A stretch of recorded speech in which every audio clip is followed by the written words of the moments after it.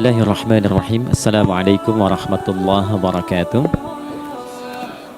Keluargaku sekalian yang terhimpun kajian ini, semoga senantiasa dijaga, diberkahi, dan dilindungi dalam kebaikan oleh Allah Subhanahu wa Ta'ala. Kenapa harus sholat? Ini poin pokoknya. Mengapa sih umat Islam itu cukup hanya misalnya dengan bersyahadat saja dipandang sudah berislam, lalu berbuat baik? Kenapa mesti ada sholat? Kenapa bahkan yang pokok sampai 5 waktunya, dan jumlah rakaatnya pun diatur sedemikian rupa sampai teknisnya pun dijelaskan dengan rinci. Saking rincinya, bila ada yang menyimpang dari rincian itu, maka dianggap sholatnya tidak sah dan mesti diulang. Shallu kama ra'aitumuni usalli. Sholatlah kalian seperti kalian persis melihat aku menunaikan sholat.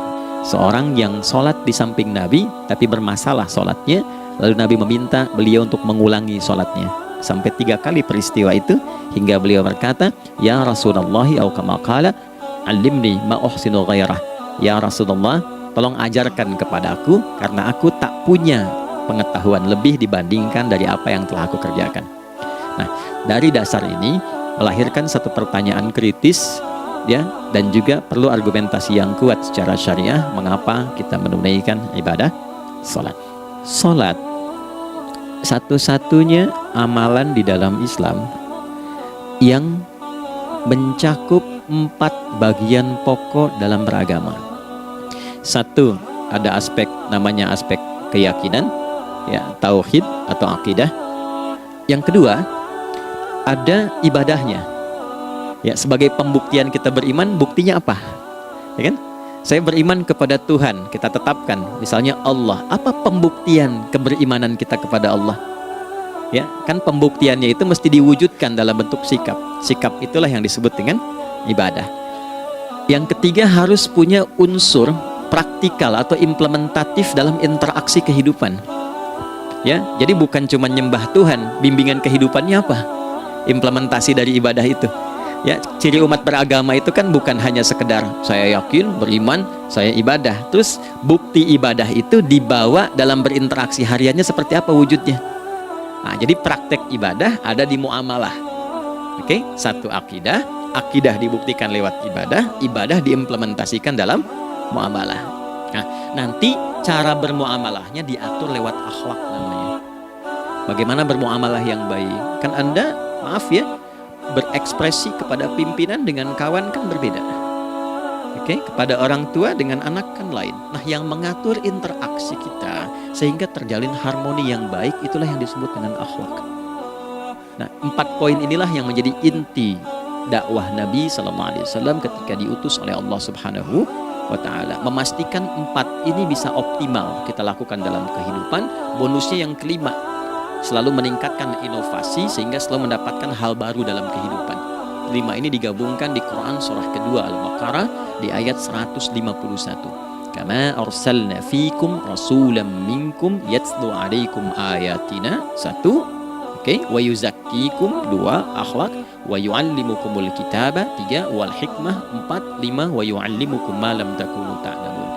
Kelima-limanya ini digambarkanlah dalam bentuk ibadah yang melatih kita sebagai pondasi awal menuju dan memantapkan 5 hal ini, yaitu sholat. Itulah sebabnya kenapa sholat yang pokok dilakukan 5 waktu dalam sehari untuk mewujudkan 5 hal ini dalam kehidupan, dan satu-satunya ibadah yang mengumpulkan 5 aspek ini dalam prakteknya hanya sholat.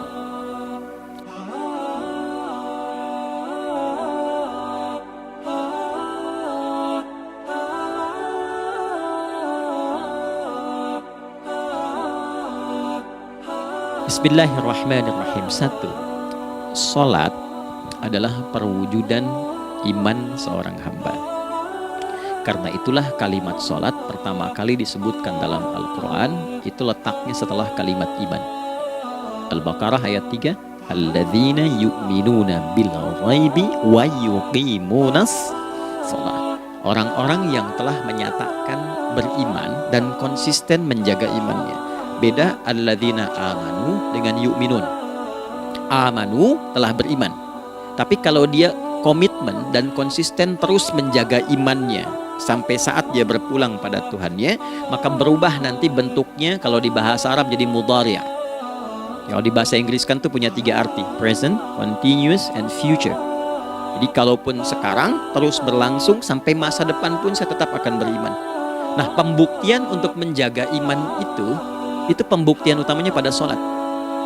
Itulah sebabnya satu-satunya amal ibadah dari rukun Islam yang 5 itu, ya, satu-satunya amal ibadah yang disebut iman dalam Al-Quran hanya sholat. Teman-teman boleh buka Quran surah kedua Al-Baqarah di ayat 143. Ya, di pertengahan ke ujung ayatnya, saya percepat. Wa ma kana Allahu liyudhi'a imanakum. Dan Allah gak akan pernah menyia-nyiakan sholat seseorang yang dikerjakan karena imannya. Ayat ini turun, ketika ada terjadi pergantian arah kiblat dari yang tadinya semula ke Masjidil Aqsa, lalu berputar 180 derajat beralih ke Masjidil Haram. Nabi sedang berada di luar Madinah. Madinah tempo dulu wilayahnya nggak seluas cakupan sekarang. Kalau diilustrasikan area sekitaran Masjid Nabawi sekarang itulah Madinah lah. Di luar itu sudah di luarnya. Nah, Nabi sedang sholat, riwayatnya banyak menyebutkan, ada yang mengatakan zuhur, ada asar, ada maghrib. Di pertengahan itu turunlah Al-Baqarah ayat 144. Qad nara taqalluba wajhika fis sama' falanuwalliyannaka qiblatan tardaha fawalli wajhaka syatral masjidil haram. Maka berputarlah dengan turunnya ayat ini 180 derajat menghadap ke arah Masjid Al-Haram. Problemnya adalah ketika Nabi dan pengiring beliau kembali ke Madinah, area Masjid Nabawi, kan gak semua masyarakat ikut. Maka virallah informasi itu bahwa kiblat telah beralih ke kiblat awal, yaitu Ka'bah Al-Musyarrafah. Maka penduduk panik pada saat itu. Status sholat kami yang tadi dikerjakan bagaimana? Karena sedang gak bisa diulang, sudah pindah waktu. Maka turunlah kemudian firman Allah yang Al-Baqarah 143 itu, wa ma kana Allahu liyudhi'a imanakum. Karena engkau mengerjakan sholat itu dengan imanmu, maka Allah gak menyia-nyiakan imanmu itu. Maksudnya apa? Walaupun arah kiblatnya tidak tahu mengarah kepada sisi yang belum berubah, tetap dihitung pahalanya sempurna karena imannya. Gitu. Nah, ini nanti yang menjadi landasan turunnya Al-Baqarah ayat 115. Walillahil masyriq wal maghrib fa aynama tuwallu fathamma wajhullah. Kalau Anda sedang tugas nanti di lapangan, lalu sulit menemukan arah kiblat, aplikasi susah karena sinyal nggak masuk misalnya, kemudian juga matahari agak remang-remang sehingga sulit untuk terlihat patokannya, maka dengan keyakinan, dengan iman itu, menghadaplah ke arah yang kita yakini, maka berlakulah Al-Baqarah 115. Di saat itu diterima amal ibadah kita sama dengan yang menghadap kiblat dengan dasar imannya. Nah, pengertian terbaliknya, mafhum mukhalafahnya, maka Nabi mengatakan, al-farqu bainal mu'min wal kafir tarkus shalah. Beda antara orang yang beriman dengan yang belum beriman adalah pada sholatnya.